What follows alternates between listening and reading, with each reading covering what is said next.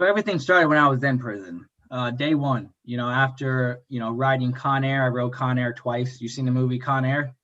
Yeah, I wrote it twice, sitting next to a guy that had the mask on his face and the box and the spitter and the U.S. Marshals threatening him. Yeah, I wrote that twice. So being shackled from my hands to my waist and my feet, and eating bologna sandwiches for a week, and just going on diesel therapy, I realized that this wasn't the life that I wanted to live. And it took us over a year before we landed in prison. We were bussed around from Atlanta to Oklahoma to like all over the place, and Miami. And the day one, when I went to the prison yard, I made a decision. I said, this isn't the life that I want to live, and what can I do to better myself while I'm in here? So I took up as many classes as possible, outside of what I've done since I've been out. The federal system has a lot of white collar people in it. So you have bankers, lawyers, you have real estate Mongols and business investors. So I just basically attracted myself to them because a lot of them are teaching classes. So I just got in a routine of constantly learning, educating myself, and preparing for when I do get out. You're like hooked up with the Wolf of Wallstreet guys and guys like that. Absolutely. A couple of guys that I was basically in the same dorm with, they have movies that have been out for their stories and stuff. Defram Everoli, Once a Gun Runner. Bradley Cooper played him, Two Stoner Kids in Miami. Huge multi-million-dollar gun runner. I was playing cards with him, on our bunks every night. And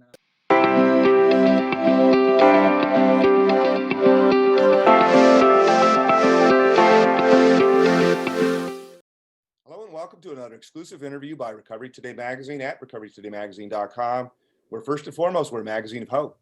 Whether you're considering addiction recovery for yourself, a loved one, or you're actually in recovery, maybe a little while or long time, you're going to find all kinds of topics related to addiction recovery, really living a happy, successful, sober life here at Recovery Today. My name is Rob Hanley. I'm the editor-in-chief of Recovery Today. As usual, as always, I'm very excited about the guests that I'm going to interview. As you can see, we've actually got two of them here. The first is an author of Amazon's #1 release called Generation Oxy, which is a tell-all tale of his life as a teenage kingpin. Love that word. We're going to talk a little bit about being a teenage kingpin. And it was also featured in Rolling Stone magazine, Vice, Daily Mail, CNBC, and a whole bunch of other places as well. Did a little bit of time, but after leaving prison, he graduated from 2 different colleges. He obtained his real estate license, and he holds a seat on the board of directors for Victory High School, the other part of what we're going to talk about here, which is the first recovery high school in the Tampa Bay area. And he's also got a new book coming out called Recovery and Redemption. The other of my guests is the founder and executive director of the Florida Recovery Schools of Tampa Bay, which is a nonprofit organization that's opening recovery high schools in the Tampa Bay, Florida area. She's also a woman herself in long-term recovery, 22 years, a national speaker, author of 5 books, and staff development trainer. Welcome both of my guests, Douglas Dodd and Tina Levene. Thanks for jumping on. Thank you. Wow, cool stuff, man. Like this is really, really cool. Like I love the whole idea of redemption. I love second chances. I love that we get second chances, we get third chances. As long as you can stay above ground, you can have another chance. And so I love that, Douglas, about the reinvention of yourself. I do want to dive a little bit into the kingpin stuff. I love the teenage kingpin. But you've been all over media. You've been all over, every magazine that's out there and television, everything else, kind of telling your story. And now a couple degrees, killing it in the real estate market, another book coming out. And then Tina, let's talk. We got to jump in heavy to, what a recovery high school will look like. So who should I kick it off with here? That's my question, Well, the kingpin. The kingpin. Okay, let's start with the kingpin. All right, kingpin. So, yeah, man, I love that word. Usually I'm the one that's kind of coming up with words like kingpin, But let's kind of start out, man. I always kind of, the easy kind of layup question is, tell us about yourself. Let's get into some kingpin-ish stuff. We like to keep it raw. We like to keep it real at Recovery Today. We've been known to drop an F-bomb here and there or whatever it might be, but give us the dirty, man. Like we're talking to a recovery audience. So make it salacious, make it, the whole 9 yards. Do not hold back. What I have to recommend getting the actual book, because there's a lot of details inside of a Generation Oxy. But figuratively speaking, I grew up in a split household and drug-induced environments. Began using drugs. First time I used drugs was in elementary school. Progressed, and by 6th grade, I was using drugs relatively every day for the most part. Transitioned from marijuana to pain pills and alcohol and other hard drugs such as cocaine, ecstasy, and Sixth grade. Yes, sir. I got it spelled in 6th grade for marijuana, actually. So I grew up, I was born with hearing disability. So in the 1st grade, I was held back because I had speech impediments and my processing wasn't up to par with other students. So my parents figured they wanted me to be, behind 1 year, but the head of the class instead of behind in where I was. So I took that as a personal vendetta because I wasn't very happy about it. And, it kind of motivated me to strive to do better throughout school. So I've always been the youngest person in my group, and everybody else was just naturally older than me. So I don't know. I was just striving to get back to where I was. And 5th grade, 6th grade, I made a deal with the middle school. If I were to get straight A's, that they would allow me to skip 7th grade and go to 8th grade where I was at. To catch up, huh? Said, if I'm going to come here, this is what I want to do when I come here. So I was fortunate. I was able to get straight A's the entire year. Unfortunately, I was getting high that entire year as well. I was going to say, forgive me for breaking your flow, man, but I'm kind of getting a disconnect between highly motivated straight A student wanting to skip a grade, and I'm doing ecstasy and blowing coke at 6th grade. So how does that work out, man? So when my parents divorced, my dad was kind of living a bachelor pad for a while. So we had an older cousin of mine living at the house. He worked in a restaurant business. So that's where I became, that's where my first drug use and experience came into effect. I'd go into his bedroom and he had just Ziploc bags of marijuana just laying out, and he was rolling up joints and stuff. There was roaches everywhere. So naturally curious, my buddies and I would sneak in there and pinch his sack once in a while and then go out back and smoke one. So just kind of progressed from there. My mom has always had an alcohol problem. I mean, both my parents are heavy drinkers. Still? So I'm sorry. Still? Actually, yes. They go through their my dad, a 6-pack. He drinks, roughly a 6-pack a day. He doesn't get hammered. That's just what he does. I don't know if he's still doing it because he lives in New York. He lives in upstate New York. But generally speaking, he still drinks. My mother, she goes off and on, but she's been a drinker for a long time. She's got a couple DUIs and stuff. So it's always been a party atmosphere on kind of both sides of the family. More so on my mother's side, because some of the relationships she has been in has also been drug-induced, domestic violence. Stepfather had a grow house inside of the house. So, as I'm progressing, again, that was elementary school into middle school. I lived in a grow house, basically. I went to my mom's bedroom one day and I wasn't supposed to be in there. And I turned a corner and there's just these big, massive plants with tinfoil all in boarded up in the closet with these big lights and stuff. And yeah, I got in some trouble for not knocking there before I came in. But so that's just kind of how I grew up. And from there, I think just my drug use kind of progressed as, again, I was the youngest person in my group and everybody else was generally older than me. And, I had aunts and uncles, which were abusers. You know, they partied heavily with cocaine, ecstasy, and stuff like that. And you know, that's kind of where I would spend my weekends. I go to I'd be in elementary school, going to a teen club, and then sneaking in. So I was like the little guy that they would like sneak in, and I'd go in there, and you know, just I was just around a lot of stuff. So opportunity presented itself, and I did a lot of trial and error, and my drug use just began to progress, and from drug use became drug sales. I went from being able to thinking, well, I don't have money to pay for it, but you know, if I just get some and then sell some, I can get mine for free. Sure. So that's generally how it starts. I get some, Yep. I get some from somebody, and I get my drugs for free. And then it was like, well, really now I'm, you know, progressing as I get older. You know, I'm like slaving away in a dishwasher pit for, you know, $6.50 an hour, and it's like, well, wait a minute, I can sell this, and you know, in 15 minutes make more than what I made all day, you know, slaving away in a dish pit. So that's kind of how things progressed. And so 6th grade, I got busted for smoking pot at school. I got expelled the last about a month and a half, and I was sent to an alternative school that next year. However, they did still let me skip a grade because I got straight A's. So Nice. yeah.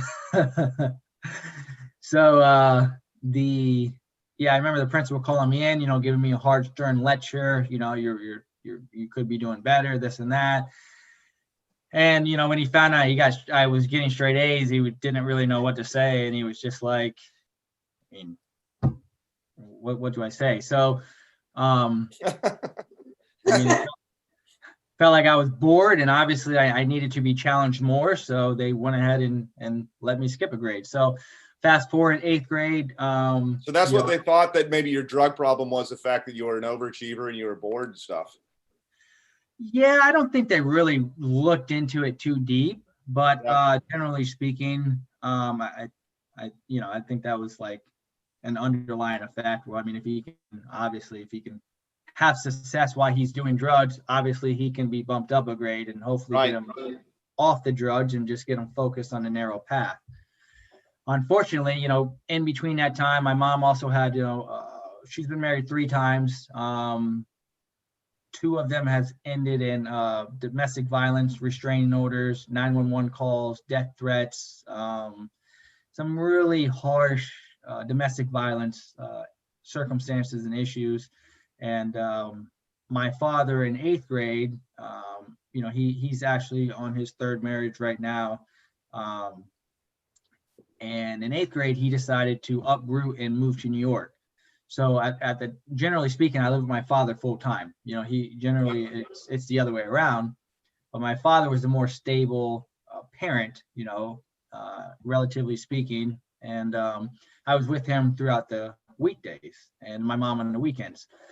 Well, my dad moved in 8th grade. He dropped me off at school, basically the day of FCAT. I'll never forget. I walked in school, you know, kind of emotionally distraught, like the biggest test in my life at the time. Sure. And I decided, I was so upset. I said, I'm gonna stay here. You know, all my friends are here, all my families are here. I moved from my mother, and at that time she was going through that was one of the big time divorces she was going through, restraining orders, domestic violence, so on and so forth. So I moved in with my mom's house. My room had basically a 3.5-foot hole in the cement in the wall, because my stepdad they were planning on doing an addition on the back of the house. The foundation was laid and they had a big fight, and then they were breaking up.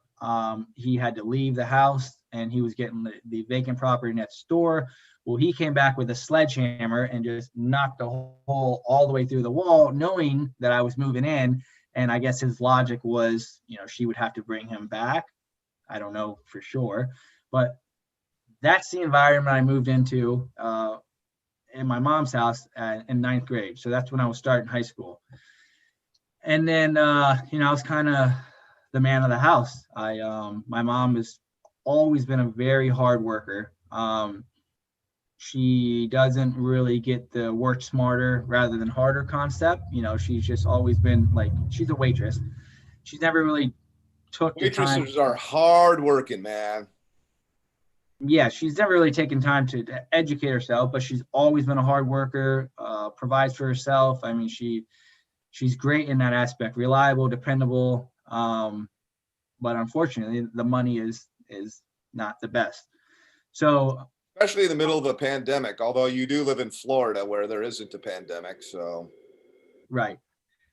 So generally speaking, we haven't always had the best relationship. You know, she's always had drinking problems, and you know, she was adopted. She grew up in an Italian family with 4 Italian brothers that are kind of like mafioso kind of characteristics. And so she's, you know, this little 5'6" Irish woman that thinks that she's 6 foot like her brothers, and that's how she holds herself and stuff. So, you know, there's been some conflict there, but so long story short, I had to get a job to provide for myself. I wanted to buy a car, my school clothes. I basically had to pay for anything myself. So I got a job working down the street at a local restaurant. I ride my bike to and from work every day. And again, just in the restaurant, I don't know if you've been in the restaurant business, but sure. The restaurant business. The waiter. Yeah, I've done it all. Yeah. Oh, there you go. I mean, you know, the back line of the house, the cooks and dishwashers. I mean, most of them party, you know, in some sense or another. Dishwasher too. Yeah, we smoked a lot of weed as a. We did a lot of drugs actually. I was in high school. Matter of fact, we'd smoke. What would you make a pipe out of? Almost anything. A potato. Anything, man. Aluminum foil. Carrots, apples. I mean, you Throw a name little it. tinfoil on that, and there's a bowl. Yep. A potato, yeah, they just carve out the center of the potato and put some oil in it. Right there on the line, they'd be smoking and blowing up into the exhaust again. So yeah, that was me in 9th grade. You know, with I was in 9th grade too. I think actually, 10th grade doing this. So it's pretty close. Yep. Yes. I come in hungover. It was Saturday. It was a 5-star restaurant, and it was. I was in high school, so it was only Saturday and Sunday. That was all that it was. And so I came in fully hungover every single Friday and Saturday, you know, or Saturday and Sunday, of course, you know. So yeah, go on. I know the kitchen life very well. Well, yeah, there you go. And my dad's always been a restaurant manager. My mom's always been a waitress. So I kind of been interweaving my entire life. You know, even when I was little, I'd run around in the kitchen and I'd sling the tickets across the line because it was fun to do. And, you know, all the pranks that they would do, I was a kid in the kitchen and I got all of them. So, but fast forwarding, when I was working at Mike Sockside, it was a drug-induced environment. I began, you know, selling pot. You know, I was selling pot to the managers. I was smoking with the managers, you know, in 9th grade. And the fry cooks, the head cook loved me. So I went from the dishwasher in the dish pit, and they pulled me on the line. They liked me so much because I was there every day. I was working about 40 hours a week. And in high school. Nice. Okay. On Saturday and Sunday, or on Friday and Saturday, those are the late nights. The restaurant didn't close till like 11:30, I think. After doing cleaning everything up and restocking everything, I didn't leave till 1 a.m. Yeah. And then I'd drive my bike home, you know, about 2 miles down the road and pitch black road off of Old Dixie. So I was, I liked it because, you know, I was making $300 a week. You know, it was money. Yeah, man. Especially back in the day, $300 a week is about $260 more than your buddies get from their parents or whatever, right? Absolutely. Yeah. And so yeah, I came into, you know, stumbled upon, you know, a little bit of marijuana, selling it there, and I was making, you know, as much as I was making working. So it was like. So where did it kind of come into where it was a kingpin? Because right now it's a guy getting free weed, right? So how did the kingpin start? Okay, so fast forward to my senior year. So after my freshman year, my mom and I had some issues. I moved to upstate New York. I lived up there for 2 years. I came back end of my junior year, and my mom had another boyfriend, and he was actually into prescription pills and stuff like that as well. That's kind of like my first exposure came from there. And again, with using pot and different drugs, I got in trouble. I got pulled over. I got in trouble. My mom was at the time trying to run my life in any way that she can, despite it was okay for me to work 40 hours a week, but she wanted me home if I wasn't working. So we were having a conflict there. When I got in trouble, she wrote the judge a 10-page letter, said that, I'm being unruly and, I need to have a curfew. So we buck heads there. The judge ended up sending me to my grandmother's house to finish school. So I go to my grandmother's house in Moon Lake, which isn't the best neighborhood at the time. And 2:30 curfew, there wasn't much for me to do. The only thing for me to do was basically walk down the street where my cousin lived. And at the time, my cousin was going through his worst life experience. His high school sweetheart just had DUI manslaughter, and he was on pills bad. And, he was taking pills every day. He was a auto body shop worker.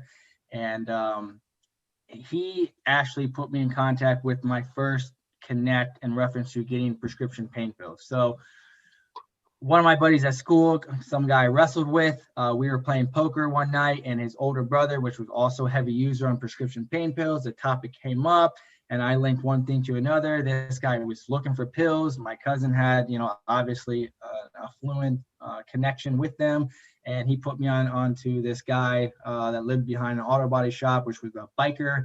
And I went there, got my first 100 pills, and I flipped them, a couple days, made like 400, 500 bucks. I forget what it was, more than I made all week. At the time, I was back in the dishwasher working at a different restaurant. I was working at Hooters at that time, and it just clicked. So it was like, boom, who else needs pills? I have the connection, and things just kind of spread like wildfire from there. Some of my buddies wrestled in college, and they went to a different state in Tennessee. They went to Cumberland University. And that's basically where the network was developed for the interstate trafficking. Oh, wow. Kingpin is really a kingpin, huh? Yeah. So we began, as doors opened up, from different connections, I began, taking note, how were people getting the prescription pain pills? So, once the word around town goes that you can get something, I mean, it's like, hey, call this guy if you need something. So that's what it was. It's a referral business, right? That's what it was. Right. And it's, there aren't, I mean, in business as well, I mean, you have different characteristics, and I've always like, hey, business is business. Like, there's no shady stuff going on here. Like, this is what I have, this is what you get, no game scenario. So I think people were attracted to that, in a sense, okay. And there's some real shady stuff, in the drug dealing industry. There's a non-shady kingpin oxy guy. I got it. Yeah. And so again, the network just spread. I began meeting other people that had prescription pain pills.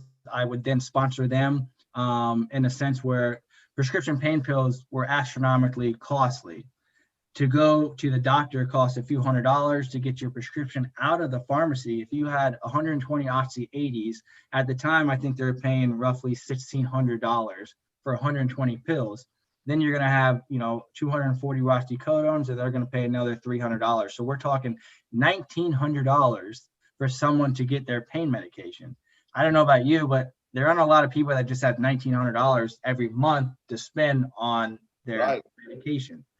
So a lot of people had trouble getting it. They were needing the medication for their pains, and they couldn't come up with the money. So again, it was just like no brainer. So, I would end up paying for half. I pay for the whole script, and I would get half of their pills. So, at that time, maybe I'd buy, I forget what it was, $15, $20. And I think I started off paying $20 an Oxy, and then it went down to like 13 or something like that. But I would sell them for, 30, 40, 50. They would sell up to $1 a milligram in other states. So tell me how you got popped. How did that happen? When did the end of the kingpin happen?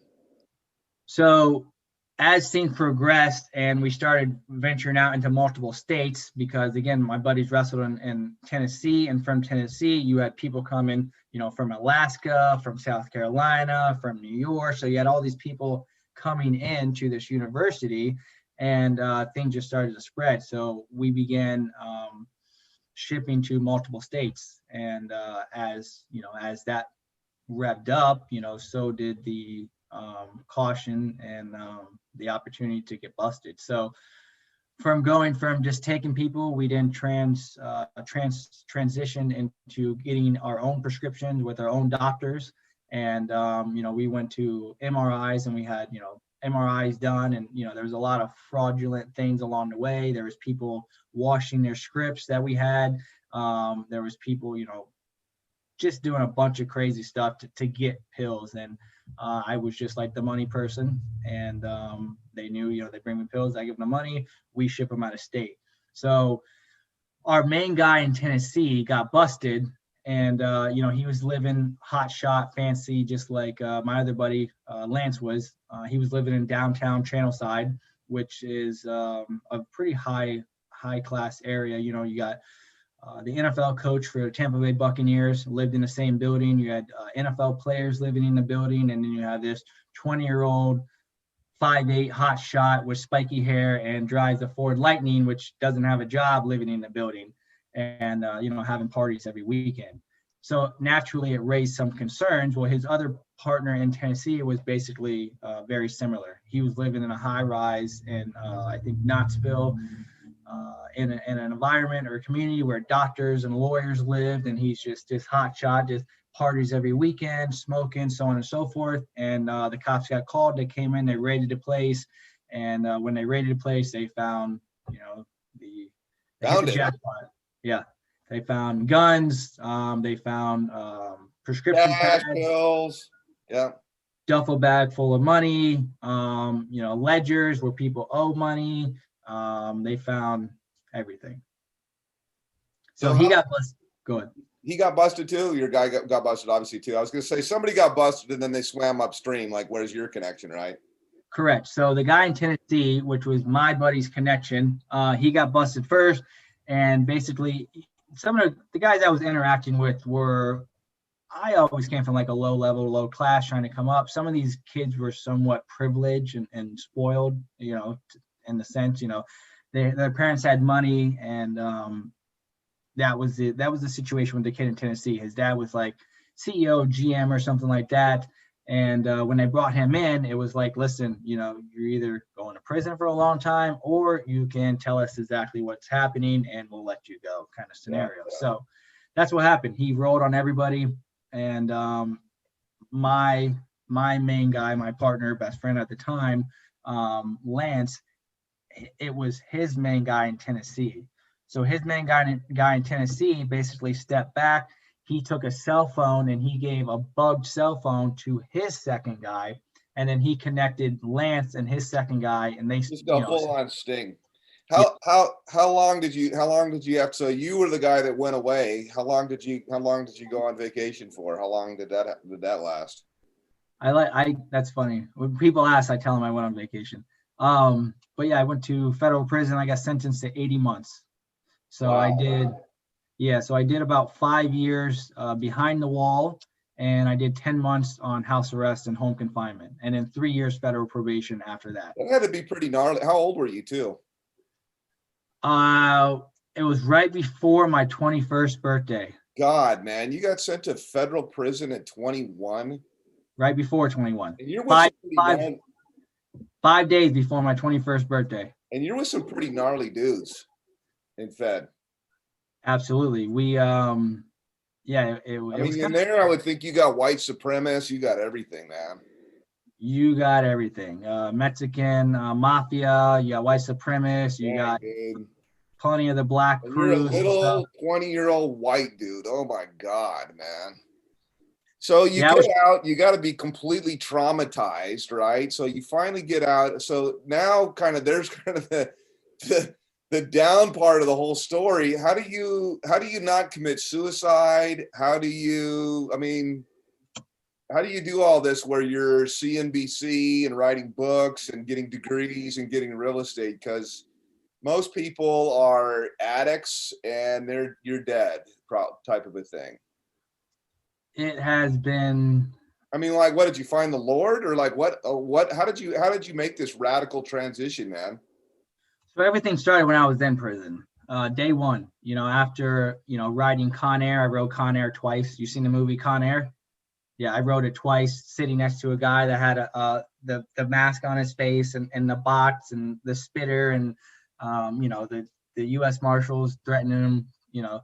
Yeah, I wrote that twice. So being shackled from my hands to my waist and my feet, and eating bologna sandwiches for a week, and just going on diesel therapy, I realized that this wasn't the life that I wanted to live.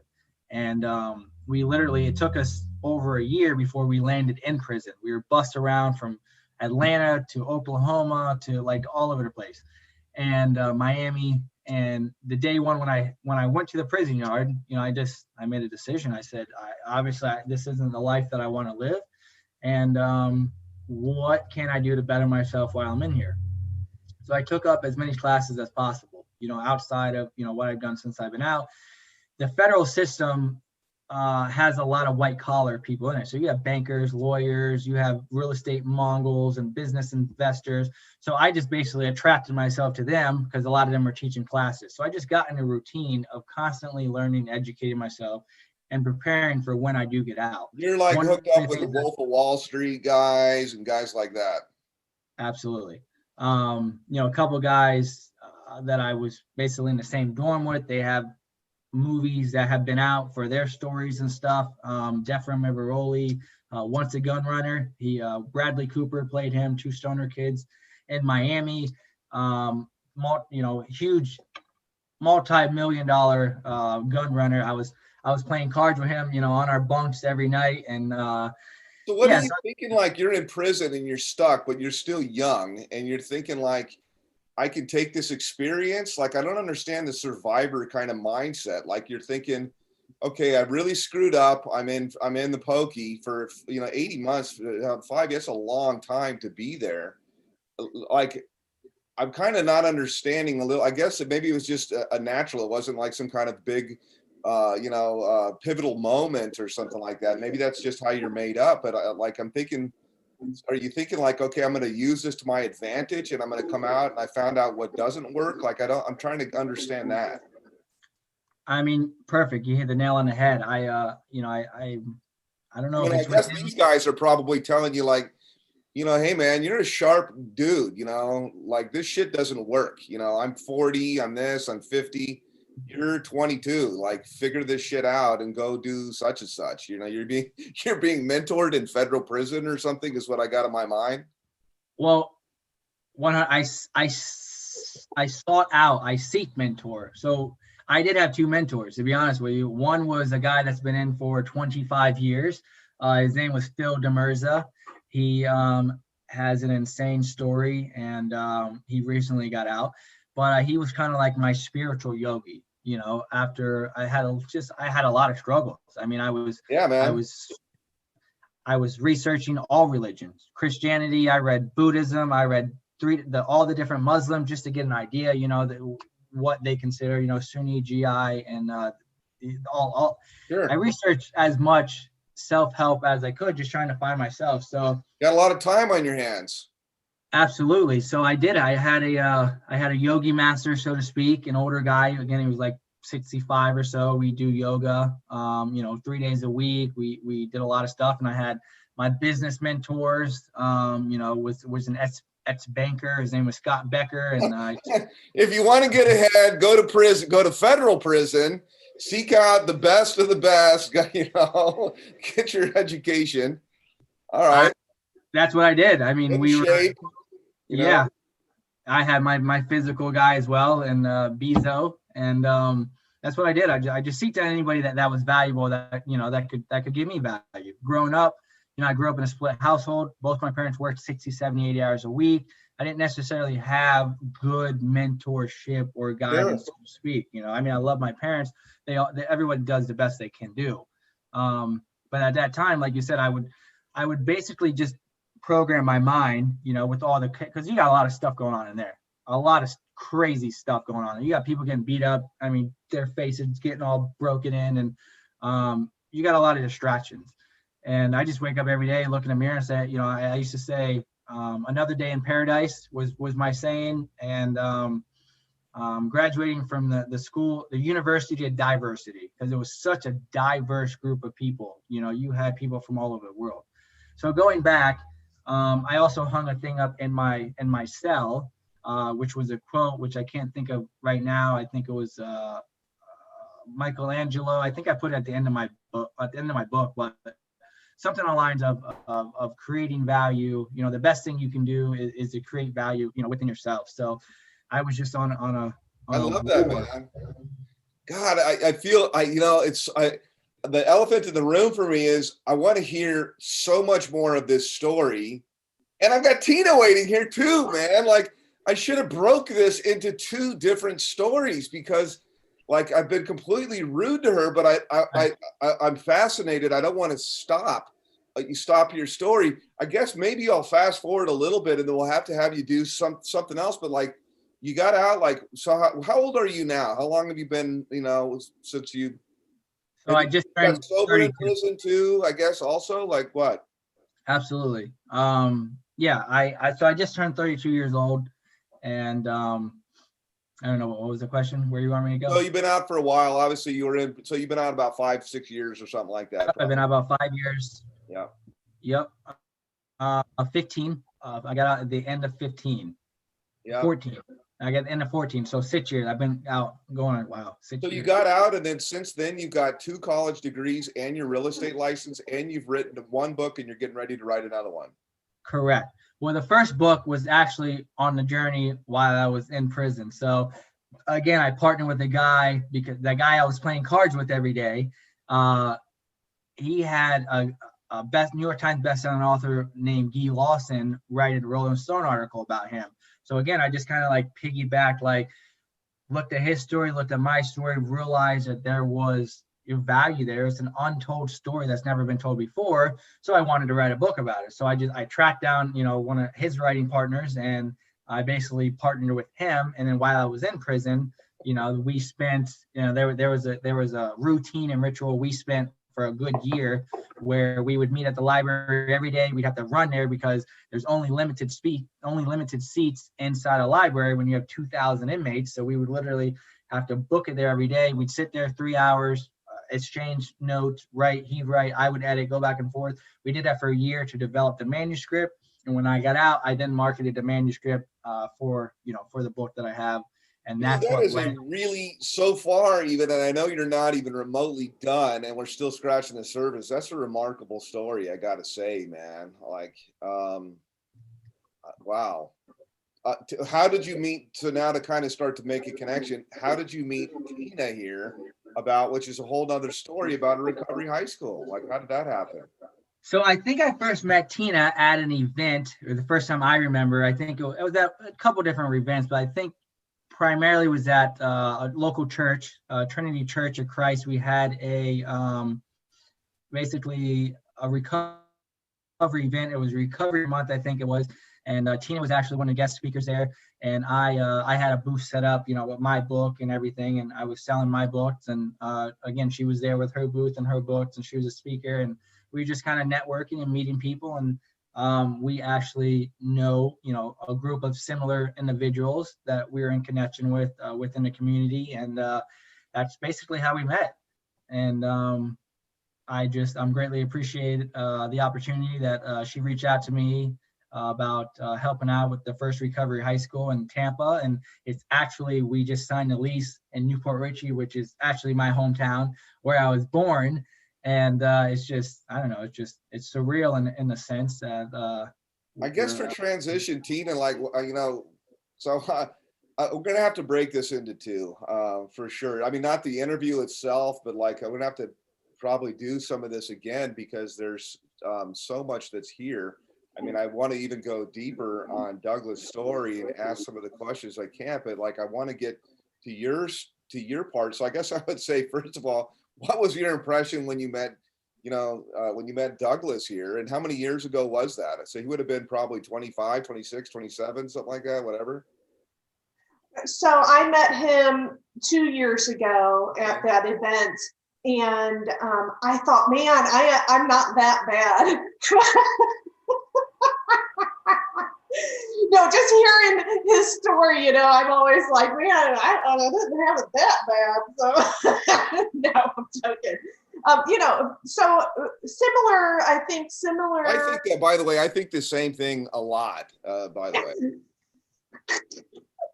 That's a joke. My dad has 41 years sober. I have almost 23, and we always joke around, and we're like, man, I wasn't that bad, and it's kind of like an old timers joke, like, wasn't that bad. Yeah. But we know the truth. Everyone has that line in their head, and once you cross that, there ain't going, you ain't going back. So I have a similar, childhood. So my father was an active alcoholic the first 4 years of my life. And he actually had 4 DUIs in 1 month in the 70s. So 1 month. In 1 month. In 1 month. And he lost 2 of his cars. Well, now, so I'm 55. I was born in 65. So in the 70s, I would have still been like a, 8th grade or something like that. I don't know.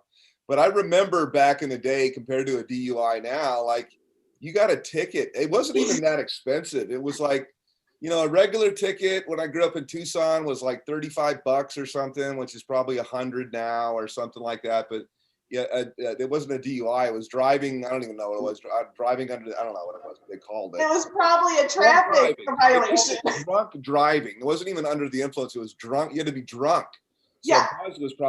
That was like probably $70 or $80. And it was just like a speeding ticket. Exactly.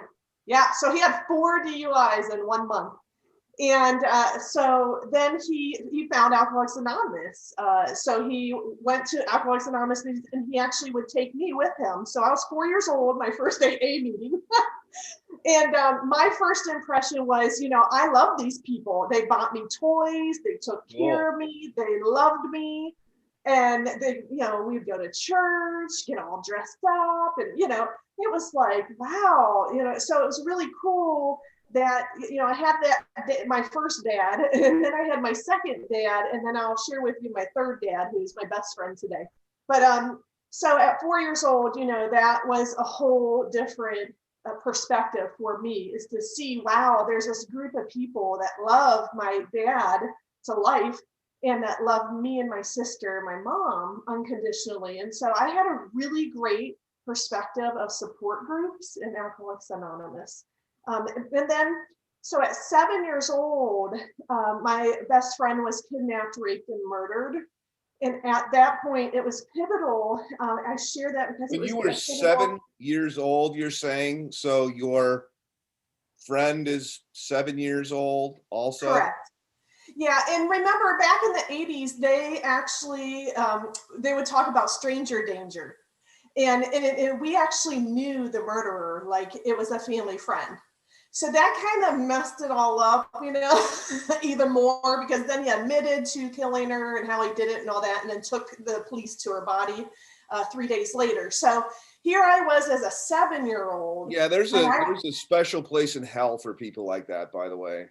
Yeah, so at 7 years old, I made God irrelevant. And I was like, if there was a God, he would not have murdered my best friend, And so I made God irrelevant. I became an atheist at 7 years old. I also took on survivor guilt. And I share that because a lot of people that have experienced unexpected deaths, that's what they have, is survivor guilt. And once you have survivor guilt, you just add alcohol and drugs to that. It's a recipe for disaster. So that happened. And then, so at 9 years old, I started picking up cigarette butts, and I started to roll grass, clippings and corn silk and any paper plates. I was smoking everything. And then at 14, I started to drink. And so what was odd in our household, my mom was a social drinker. So she'd get like red-faced and dizzy and, oh, I can't drink anymore. And she'd throw it away. And I'd be like, that's alcohol abuse. But my dad, there was never alcohol in the house because he was in, Alcoholics Anonymous. He was sober. But anyways, my mom, so she had this bottle of Moken David wine in the fridge. It was probably a year old. So I invited my best friend over and we were 14 years old. And so I give her some of that wine. Well, she ends up being, one of those drinkers like my mom, one of the social drinkers. She gets red-faced, dizzy. She's like, oh, I'm done. And I was like, yeah, more for me. So I drank the whole bottle, passed out. I was like, this is great. I love it. And so I was off and running. And that friend actually is a doctor and is married to a heart surgeon. So she's super successful. So good for her, right? Good for her.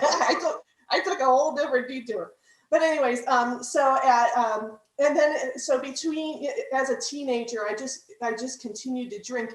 But then I was raped numerous times for over a year. And so then you have, I have survivor guilt, I have, childhood abuse and neglect and trauma. And now I have this trauma of being raped numerous times.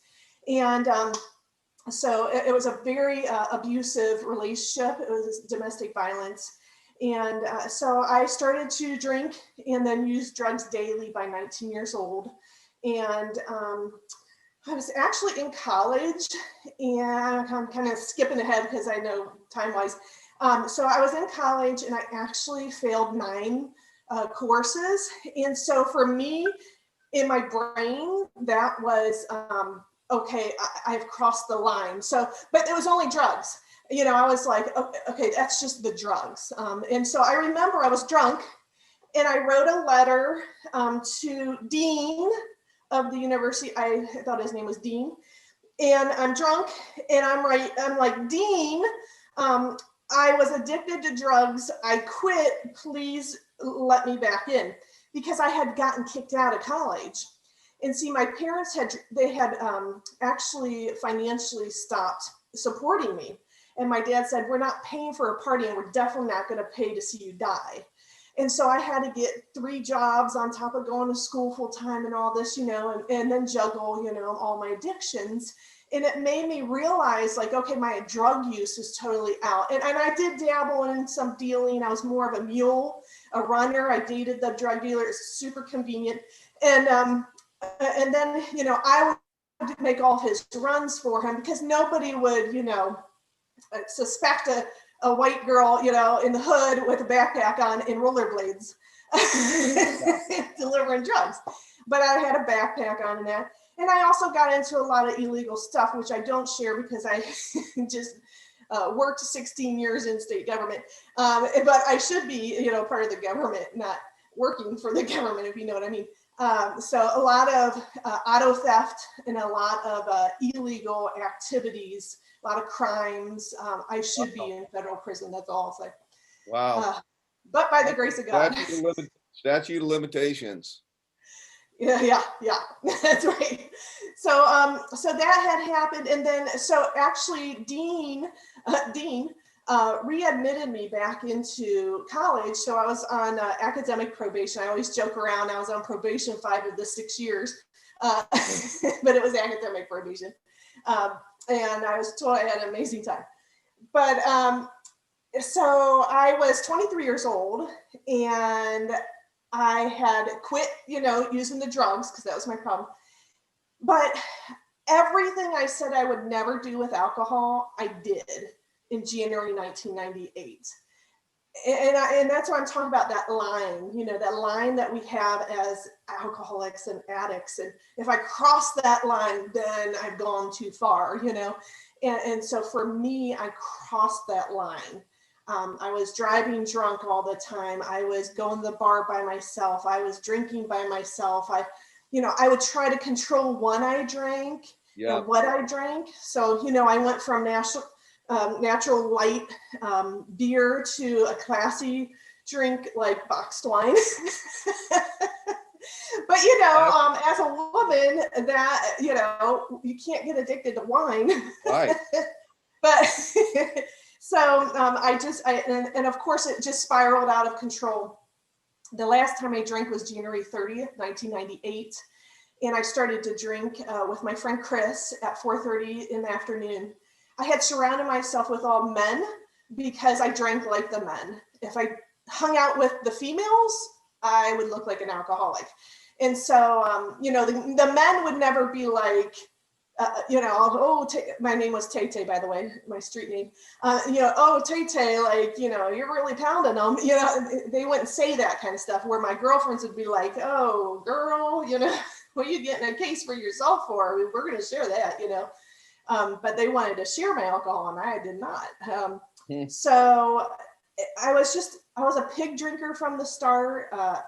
It was 0 to 150 miles per hour. There was no in between. So this day in particular, January 30th, 1998, I remember so I had drank for 13 hours straight and everybody was passed out, including my friend Chris. And so we had 5 kegs. We had all the liquor in the world. Everything was dry. Everything was dried up. And I just remember I woke up my friend Chris and I was screaming at him. And I was like, what did you do this for? Why is this happening? There's no more alcohol. There's nothing. And I'm screaming at him. And I remember him just like looking in my eyes. And it was a moment that scared me sober. Because I remember learning in one of my courses about alcoholism. And I remember learning about how they would take lab rats and they would put a lab rat in a cage with water and then a lab rat in a cage with alcohol. And how there's a chemical in the brain that would like induce alcoholism and addiction. Right. And I remember this and it popped up in my head and I remember thinking about this lab rat and how I remember watching the video and the lab rat drank all the alcohol until it died. And I was like, and seeing my friend's eyes in the fear that he had. And then thinking of that lab rat and I'm thinking, I'm that lab rat. Like, I'm gonna die if I keep doing this. So I walked home at 5:30 in the morning drunk. I was still functioning. I got in the car and I drove to an Al-Anon meeting because I was going to a 12-step meeting because, my dad really messed me up. So my sister and I were going to an Al-Anon meeting together for a year. So I was working the 4th step in Al-Anon. And of course, my sponsor's like, let's work this 4th step. And I'm like, and she was like the most grateful person you'd ever meet. Her name was Lenora. And she was like, oh, an angel, she's so grateful. And she's like, call me every day with 5 things you're grateful for. And I was like, oh, can I fire you? And back then you didn't fire your sponsor, Right. So I was stuck with her, but I tell you, she really, transformed my brain into being, attitude of gratitude. Sure. And so it saved my life. But I drove my Al-Anon meeting and this young lady at the Al-Anon meeting says, hey, do you want to go to lunch? I said, sure. She's the same age as me, 23 years old. She shares with me how she's sober. And I'm like, oh. And she shares this story and I'm like, oh my gosh. And she's talking about survivor guilt and she's talking about abuse. And yes. And how that happens. And, everyone has a lot of similar, stories and that. And so I just asked her, I'm like, what do I do? And she said, why don't you go to an AA meeting? And so I started going to an AA meeting. Now this was in Akron, Ohio, by the way. And so the birthplace of Alcoholics Anonymous. So I am so grateful because in Akron, Ohio, there's meetings 24/7. So I was not court mandated, but I did attend 116 meetings in 90 days. Oh, wow. I had this little Italian guy, his name was Don Cassini from Cleveland, Ohio. He had about 45 years sober. Little Italian guy, he carried a pistol, drove a, convertible Cadillac, 1967 convertible Cadillac, he'd roll up at meetings with this. He kind of took me under his wing. And so he would tell me, he would say, my maiden name was Miller. And he'd be like, Miller, you might have a chance at this if you take all the time and energy and resources that you put into manipulating people and your addictions, and you put that into your recovery, you might have a chance. And I was like, oh, okay, old man, I'll show you. So I went to 116 meetings in 90 days. And then I remember I had 30 days sober, and I went to a conference with Don. And Don sat beside me, and this young lady's talking about getting sober. And I open my mouth, and Don elbows me, and he says, shut up, Miller, you don't know shit about sobriety. And I was like, oh, okay. But see, I needed that. I needed to, he would always say, take the cotton out of your ears, put it in your mouth. Sure. And okay. But I needed that because I was 23 years old, and I thought I knew it all. And so Don was just, such a pillar in my recovery. But I'll back up a little bit. So the first meeting I went to after I went to a psychologist, because I had to double, make sure that I wasn't alcoholic.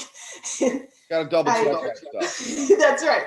And so I drove 30 minutes south to my parents' house, and I had not seen my parents for about 6 months. So they didn't know if I was dead and so I knock on the door on a Tuesday night because I knew my dad was, at his home group. He had a home group meeting that night. And he opens the door and he just looks at me and he's like, you all right? And I said, well, Dad, I think I'm a pickle. And he's like, does that mean you like girls? That is too funny. Oh my God. I said, no. I said, I used to be a cucumber, but I have had too much juice. Now I'm a pickle. Oh. And he's like, do you want to go to a meeting with me? So my first AA meeting was with my dad. Oh, okay. All right. Yeah. And to this day, he jokes around. Once again, since you were 4 years old. What's that? Once again, since you were 4 years old. Yeah. And so he jokes around to this day. He has 41 years sober, and he jokes around all the time that I'm his sponsor. That's hilarious. So we still go to meetings together when I'm up in Ohio. And when he comes down here to Florida, we go to meetings. Fast forward me to the school. Tell me about this, because I don't know anything about recovery schools. There was one that was in Las Vegas that we were going to talk to a while ago, but it's a kind of a newer concept. So, there's rehabs and there's teen places. So tell me a little bit about how this school and how you came to be doing what you're doing and all that. Yes. So 5 years ago, when I got sober at 23 years old, I realized there was not much for young people. Even though I was 23 years old, I was still pretty young. Yeah. And so I had started a few young people's meetings up in Ohio. And then when I came down here to Florida in 2009, I realized, wow, there's just nothing for young people down here at all. Maybe an adolescent drug treatment center here and there, but that's it. And so 5 years ago, I was like, man, something needs, I was working for the Department of Juvenile Justice, and I'd worked in social work and juvenile justice for 22 years. And I was like, I kept seeing these young people, and they would go to rehab and then they would relapse. They'd go to rehab. It was like this vicious cycle. And I thought, there's gotta be something. And most of the times when they relapsed, it was going back to their traditional school. And so 5 years ago, there's got to be something out there. So I did a little Google search and found there's actually over 45 recovery high schools throughout the United States. And the first one started back in the 70s. And they were called sober schools. And so 3 years ago, I actually contacted Dan, who is the executive director of the first recovery high school in Florida. And I said, hey, can I drive out there and meet you and see the kids? And I had written, one of my books was for teenagers, and I wanted to give them my book. And he's like, sure, come on out, So I met up with him, and I was like, man, I really love this concept. We need this in Tampa Bay. And so he's like, you know what, you're going to open one. And I was like, oh, no. I failed 9 classes in college. One of them was bowling and dinosaurs, So I'm like, I am not your girl, I used to be a cheerleader. I could cheer someone on, but I was like, no, I'm not your girl, but I'll look for someone to do that. So for 3 years, 2 years, I looked for someone to open it. And every time I would talk to someone, they would be like, "Oh, that's so great. You're going to open that." And I was like, "No, no, no, no, no, no, no." And then I had gone to a year ago, I had gone to this faith conference, and this guy came up to me. I hadn't seen him in 2 years. And he came up to me and he said, "Tina, how can I pray for you with you opening this recovery high school?" And I was like, "Oh, no, I'm not going to open." He goes, "Yes, you are." And I was, "Oh, no, I don't want that, And then I realized that, when God calls someone, he equips them. He doesn't just call to equip, he equips the called. And that's what happened is I've surrounded myself with people like Doug. I've surrounded myself with experts, professionals that are in the fields of mental health and addictions and education. I don't need to know it all. And so 3 years ago, I started this and doing behind the scenes work, relationship building, and just kind of doing all the logistics. They take algebra and geometry, and then they are going to a meeting too, or what? How does it work? Yeah. So how we're going to do is we're going to offer, free mental health services, recovery support, and an education. So with COVID, we're actually going to start off with Florida virtual school. So it'll be virtual school, but in person. So we want to have the students in person. And so what a typical day looks like is we're going to start with a mental health check-in. We're going to feed them, first of all, because that's important. Mountain Dew and hot So it's going to be virtual, but they're going to come to the school. I don't understand the. Yeah. So we'll have laptops for them. They'll come into they're going to come there and then they're going to get online school from the greater Florida. Yeah. So then we will walk them through that process.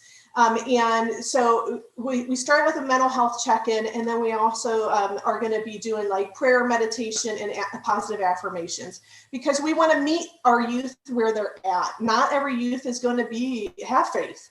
Like me, I was an atheist most of my life. So it's not a Christian school, I assume. It's just something that there's optional faith, or faith is a component. Correct. Yep. So ours is considered a nonprofit private school, and it's interfaith. So we celebrate all religions, beliefs, and non-believers. Yeah. Cool. Because that's important, and that was important for me. When I got sober, I was an atheist, so I needed, that grace. I needed. And one of our other covers, Randy Grimes, is like in the same kind of. For those that might not know the name Randy Grimes, we all know it, of course, but Randy Grimes was a very famous offensive lineman for the Tampa Bay Buccaneers. Wonderful guy. I consider him a friend. He's really remarkable, been married to his wife for a jillion years too.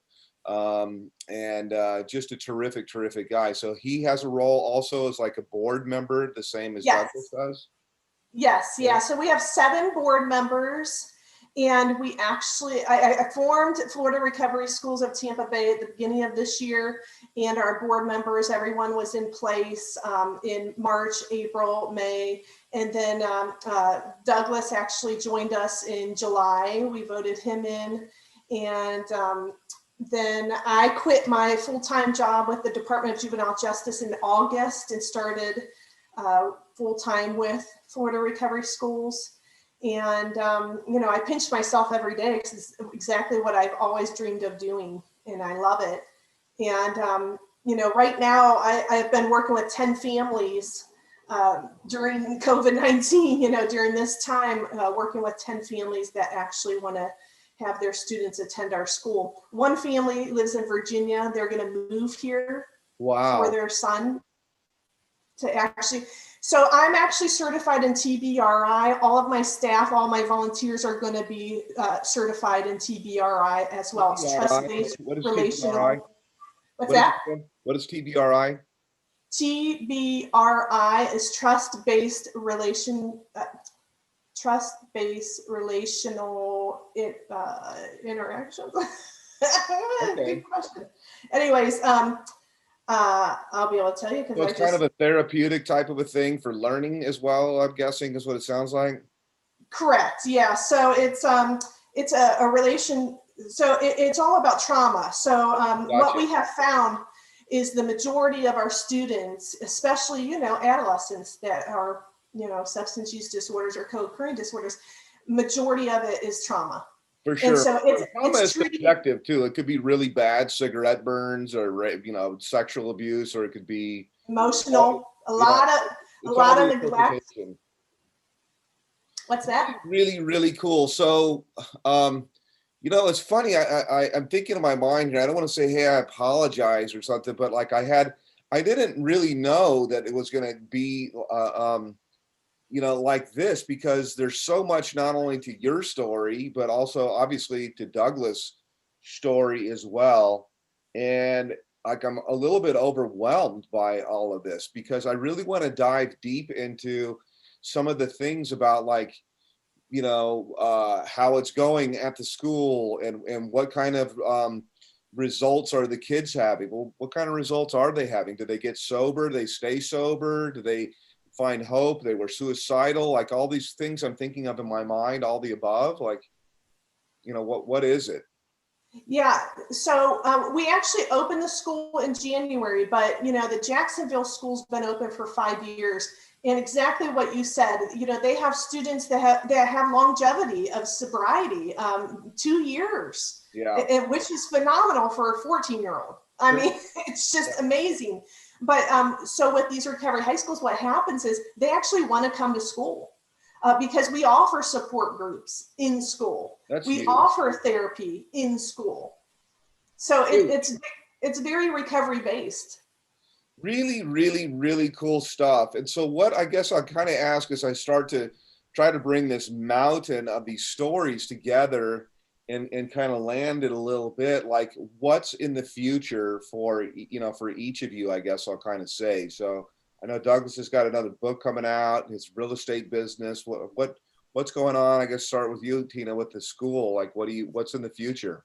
Yeah, so within my strategic plan and my business plan actually reflect that within 10 years, we'll have a school in Pasco County, Hillsborough County, Pinellas County, and Manatee. So 4 schools within Tampa Bay. And right now, I don't see us having a problem. The maximum amount of students we'll have in each school is 50. And it's ages 14 to 19. And so, I'm a national speaker. I've written 5 books. I'm a staff development trainer. I do actually clean comedy also. I'm kind of funny and funny looking. I'm kind of funny looking. And so I do continue that on the side. That's my sanity. That's what keeps me sober.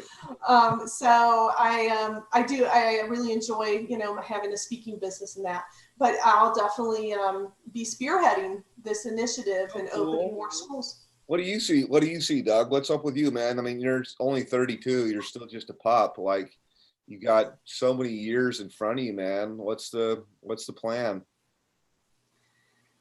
I just one day at a time. I'm trying to finish one project.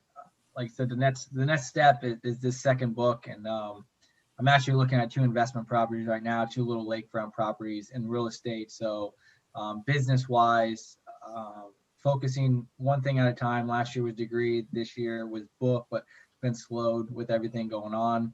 And long term, I want to be right next to Tina with opening up these 4 other schools and making this one of the most epic programs, in the United States. I think it's very valuable and needed. And I think we have the people and lined up, in relevance to, experience and education and stuff. And I think we can really make it happen. So I'm looking forward to being a part of that.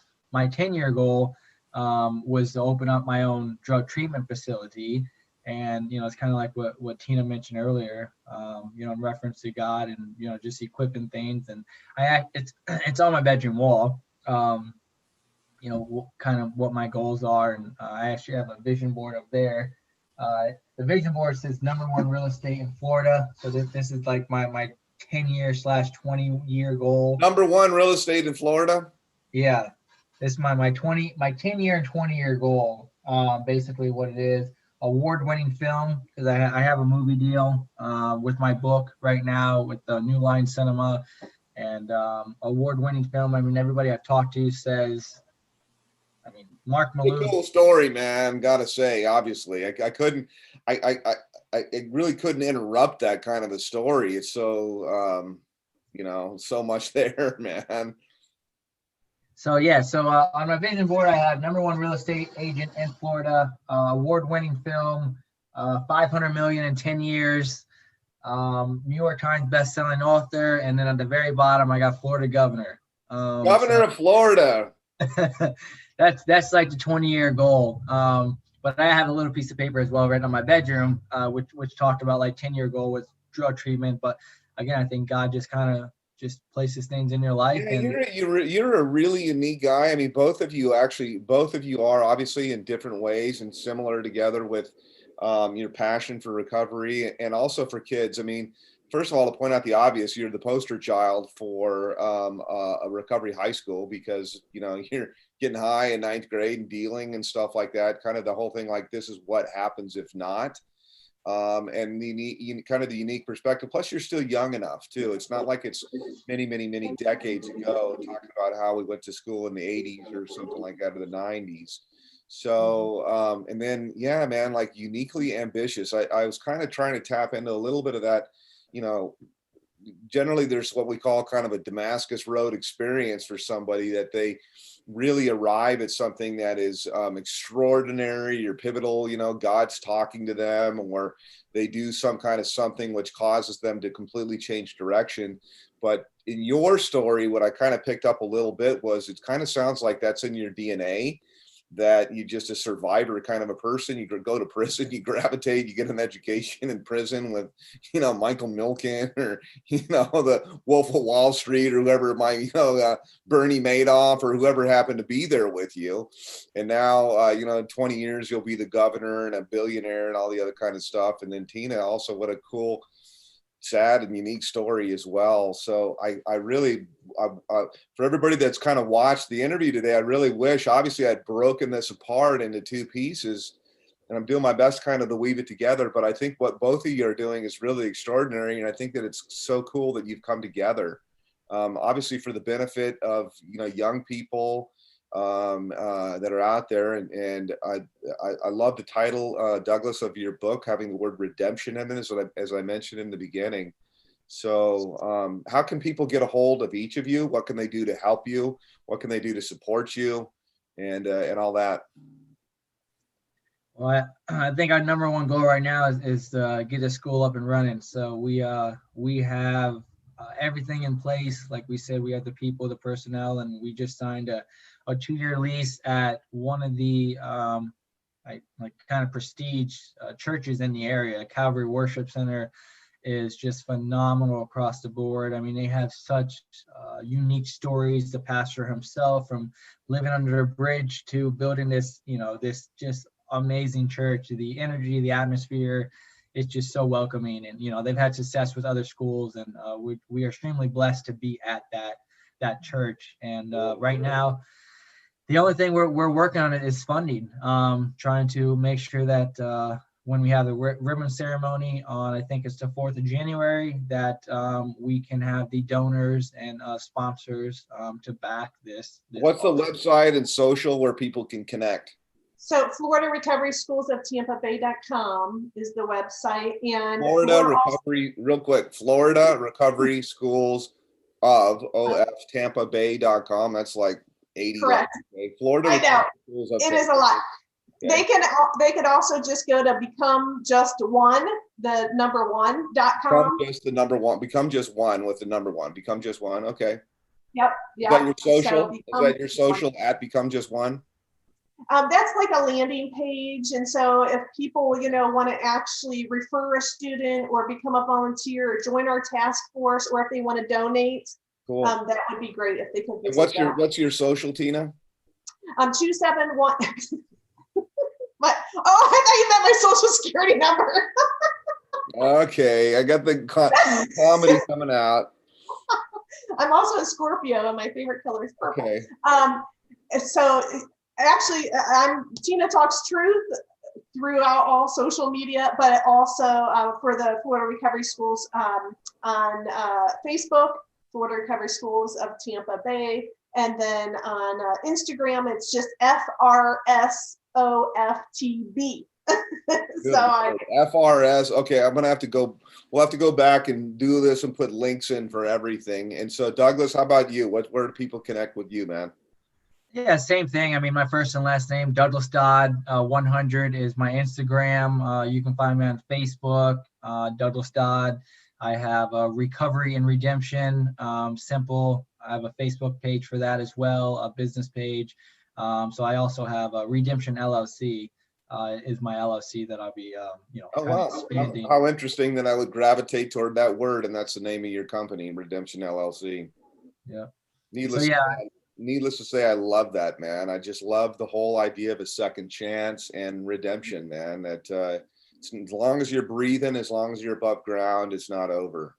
there's hope. Really awesome. Well, guys, I want to go deeper on some of this. I guess maybe this is part one. Maybe we'll break off something and do something individually and do a part two or something. And anything that we can do to help the school, help you out individually at all. I just appreciate you jumping on and, spending this time and kind of at the same time listening to each other's stories too. So really, really gratifying. So I appreciate it. Thank you. Thanks for the opportunity. Absolutely. Well, this has been another exclusive interview by Recovery Today Magazine at recoverytodaymagazine.com. And hang on just a moment. I'll stop the recording.